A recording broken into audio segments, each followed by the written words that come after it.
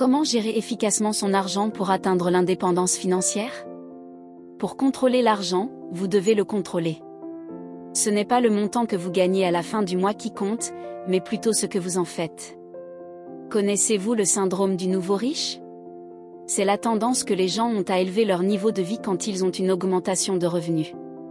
Malheureusement, ce phénomène empêche les gens de gagner en liberté. Pourquoi? Parce que lorsque vous augmentez de niveau de vie suite à une augmentation de revenus, vous rencontrez les mêmes frustrations. Vous continuez à vous endetter pour des biens, de luxe, plus chers que ce que vous avez l'habitude d'utiliser. Je vous raconte l'histoire de Franck qui, après avoir trouvé un emploi 2 fois plus rémunérateur que son précédent emploi, se disait que ses problèmes financiers étaient finis. Il était content parce que ce nouveau salaire lui permettrait de boucler sereinement ses fins de mois difficiles. Mais quelque temps après, il s'est défait de cette illusion. Parce qu'il vivait les mêmes situations. Les fins de mois étaient toujours difficiles. Et pire, il était maintenant plus endetté qu'avant. Qu'est-ce qui a provoqué cela? C'est ce que j'appelle le syndrome du nouveau riche. En effet, Franck a augmenté son niveau de vie en fonction de son nouveau salaire. Conséquence, il se retrouve dans les mêmes situations qu'avant.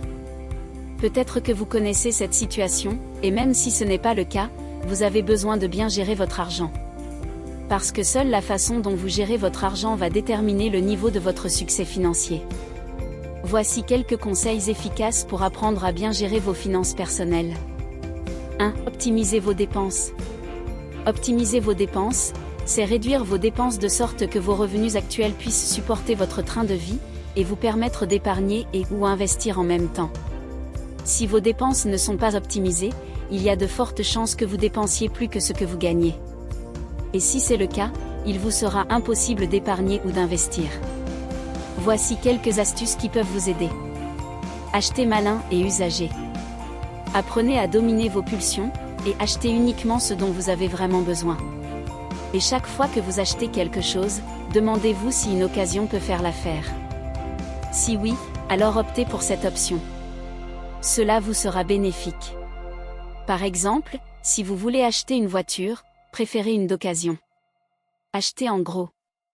Pour les produits que vous utilisez très souvent, l'achat en gros peut vous permettre de réaliser de grosses économies par rapport à l'achat en détail. Apprenez à négocier. La plupart des personnes riches sont de bons négociateurs. En négociant, vous pourrez acheter les choses beaucoup moins chères que leur prix initial. Cela ne peut être bénéfique pour votre portefeuille. Par exemple, une réduction de 10% sur un achat de 100 000 € vous fait 10 000 € d'économie. Coupez les abonnements non nécessaires. Combien d'abonnements payez-vous chaque mois? Sont-ils tous indispensables? En vérité, non. Regardez tous les abonnements dont vous pouvez vous passer, et arrêtez-les. Optimisez vos impôts. Il y a des dispositifs légaux qui vous permettent de payer moins d'impôts. Je ne peux pas tous les aborder ici, car ils diffèrent d'un pays à un autre. Cependant, je vous recommande de demander conseil à un expert en fiscalité dans votre pays. 2. Automatisez vos paiements. En avez-vous marre de perdre du temps dans les files d'attente pour payer vos factures? Ou en avez-vous marre de payer les pénalités dues au retard de paiement de vos factures? L'automatisation de vos paiements vous permettra non seulement de gagner en temps, mais vous aidera aussi à prendre mieux soin de vos finances. Grâce à l'automatisation, vous payez vos factures à temps, et vous n'avez plus de pénalités à payer. En gros, vous vous libérez l'esprit. 3. Automatisez votre processus d'épargne et d'économie. Que faites-vous pour économiser de l'argent? La plupart des gens dépensent leur argent, et épargnent le reste à la fin du mois. Mais comme le dit Robert Kiyosaki, si vous procédez ainsi, vous n'aurez rien à laisser de côté à la fin du mois. La clé, c'est de vous payer en premier. Déterminez un pourcentage fixe, 10% au minimum, que vous allez épargner chaque fois que vous avez une entrée d'argent. Pour vous assurer de tenir cette résolution, automatisez ce processus. Voyez avec votre banquier pour qu'il mette en place un virement automatique du pourcentage alloué vers votre compte d'épargne.